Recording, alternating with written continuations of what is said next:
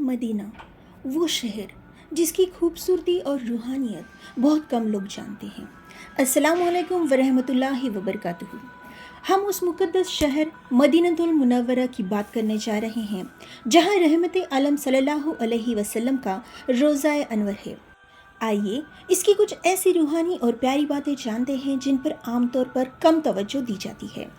रसूलुल्लाह सल्लल्लाहु अलैहि वसल्लम ने मदीना के लिए दुआ फरमाई और उसकी एक खास बरकत ये है कि मदीना में ताउन और दज्जाल दाखिल नहीं हो सकते।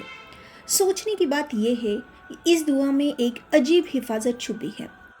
ऐसे वक्त में जब दुनिया किसी भी बीमारी की वबा से लर्ज़ उठती है, मदीना की ज़मीन को अल्लाह ने अपनी नबी की दुआ की बरकत से इन खतरनाक चीज़ों से महफूज फरमा दिया। ये हिफाजत सिर्फ उसकी फ़िज़िकल सरहद तक नहीं बल्कि उसकी रूहानी पाकी का भी ऐलान है। एक मशहूर हदीस में आता है कि जब हुज़ूर सल्लल्लाहु अलैहि वसल्लम किसी बीमारी की अयादत करते या ज़ख्म को देखते तो अपनी उंगली ज़मीन पर लगाते और फिर फरमाते, बिस्मिल्लाह तुरबतु अर्दिना बी रिकती व अदीना ली युशफा सकीमुना बी इज़्नि रब्बिना, यानी कि अल्लाह के नाम से हमारी ज़मीन की मिट्टी हमारे राब यानी थूक से, ताकि हमारा बीमार शिफा पाए हमारे रब के हुक्म से। गौर करें, ये कोई आम मिट्टी नहीं, ये वो मदीना की मिट्टी थी जिसको नबी सल्लल्लाहु अलैहि वसल्लम ने अल्लाह के नाम के साथ जोड़कर शिफा का ज़रिया बना दिया। ये मदीना की ज़मीन का एहतराम और रूहानी मकाम बताता है। इससे हमें मदीना की हर चीज़ की कद्र का एहसास होता है। अब हम हुज़ूर सल्लल्लाहु अलैहि वसल्लम की शख्सियत का एक ऐसा वाक़या सुनेंगे जिसे सुनकर ईमान ताज़ा हो जाता है और हम हैरान रह जाते हैं कि एक इंसान इतना आला अखलाक और इतना अजीम सब्र कैसे रख सकता है।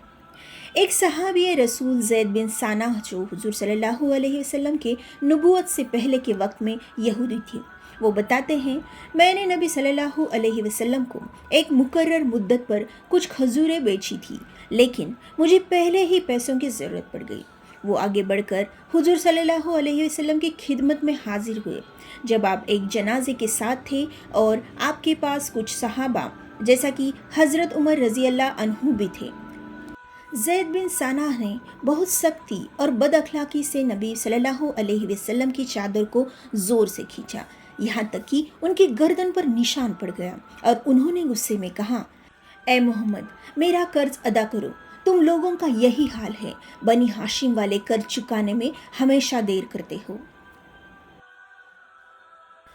हज़रत उमर रज़ी अल्लाह अन्हु को ये सुनकर बहुत गुस्सा आया। उन्होंने तलवार निकाली और कहा, या रसूलल्लाह सल्लल्लाहु अलैहि वसल्लम, अगर आपका हुक्म हो तो इस गुस्ताख की गर्दन उड़ा दूं। लेकिन नबी सल्लल्लाहु अलैहि वसल्लम ने मुसलमानों के सरदार को रोका और एक मुस्कुराहट के साथ हज़रत उमर रज़ी अल्लाह अन्हु से फरमाया, उमर, तुम्हें इसको अच्छी तरह से कर्ज अदा करने को कहना चाहिए था और मुझे अच्छी तरह से अदा करना चाहिए था। फिर आप सल्लल्लाहु अलैहि वसल्लम ने आगे फरमाया, जाओ उमर, इसका कर्ज अदा कर दो और इसको 20 सा यानी खजूरों का वज़न ज़्यादा देना, इसलिए कि तुमने इसको डरा दिया था। ज़ैद बिन सना हैरत से देख रहे थे। वो इसलिए आए थे ताकि नबी सल्लल्लाहु अलैहि वसल्लम के सब्र और अखलाक को आजमा सके, क्योंकि उन्होंने पुरानी किताबों में इन सिफात के बारे में पढ़ा था।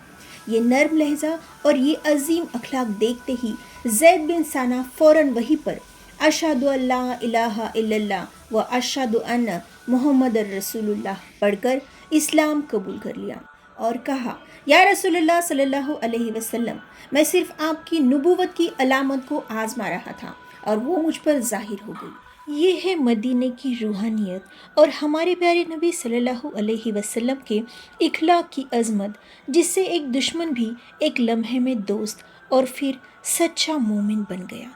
सुभान अल्लाह।